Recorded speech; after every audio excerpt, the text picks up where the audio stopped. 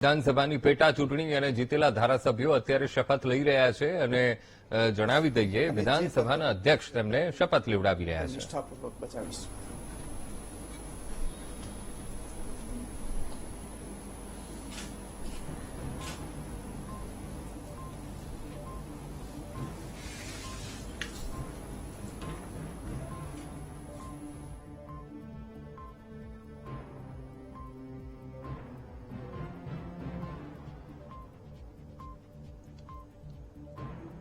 તો અર્જુન મોઢવાડિયા અત્યારે શપથ લઈ રહ્યા છે. પોરબંદર પરથી તેઓ પેટા ચૂંટણીમાં ઉભા રહ્યા હતા અને આ સીટ ઉપર તેઓ જીત્યા છે અને અત્યારે તેઓ શપથ લઈ રહ્યા છે. તો અમે આપને આ સીધા જ દ્રશ્ય બતાવી રહ્યા છીએ કે 5 વિધાનસભાની પેટા ચૂંટણી અને પેટા ચૂંટણીમાં જે ભાજપના ધારાસભ્યોની જીત થઈ છે ત્યારે પોરબંદરના ધારાસભ્ય જેમણે જીત હાંસિલ કરી અને તેમણે શપથ લીધા છે.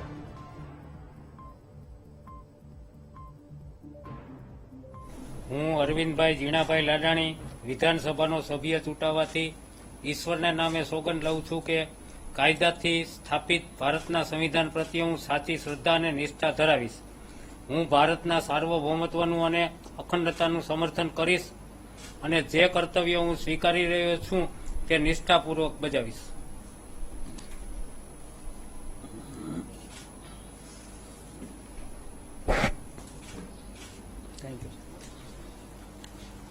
ઉપર પેટા ચૂંટણી થઈ હતી અને પેટા ચૂંટણીમાં તેમણે જીત હાંસિલ કરી અને અત્યારે તેમણે શપથ લીધા છે. તો 5 ધારાસભ્યો અત્યારે ત્યાં ઉપસ્થિત છે અને શપથ લઈ રહ્યા છે. જણાવી દઈએ વિજાપુરના ધારાસભ્ય CJ ચાવડાએ પણ શપથ લીધા. પોરબંદરના ધારાસભ્ય અર્જુન મોઢવાડિયા તેઓ પણ આ પેટા ચૂંટણી લડ્યા અને જીત્યા છે.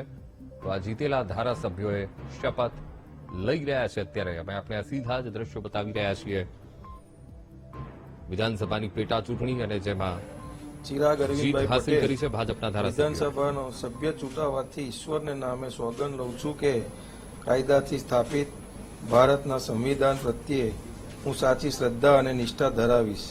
હું ભારતના સાર્વભૌમત્વનું અને અખંડતાનું સમર્થન કરીશ અને જે કર્તવ્ય હું સ્વીકારી રહ્યો છું તે નિષ્ઠાપૂર્વક બજાવીશ.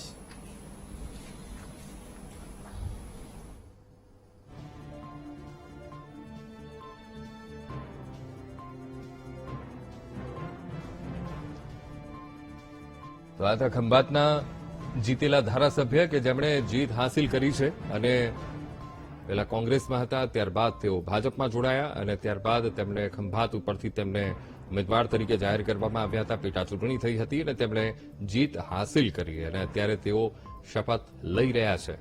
તો સીધા જ દ્રશ્યો મુખ્યમંત્રી તેમને બુકે આપીને તેમનું અભિવાદન કરી રહ્યા છે.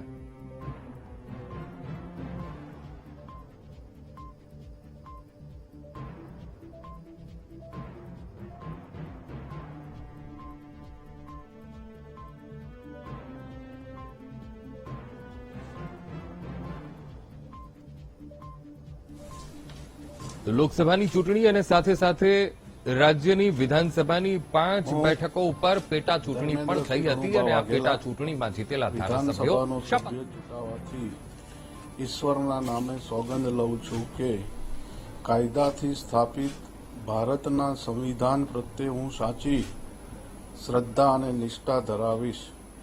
હું ભારતના સાર્વભૌમત્વનું અને અખંડતાનું સમર્થન કરીશ અને જે કર્તવ્ય હું સ્વીકારી રહ્યો છું તે નિષ્ઠાપૂર્વક બજાવીશ.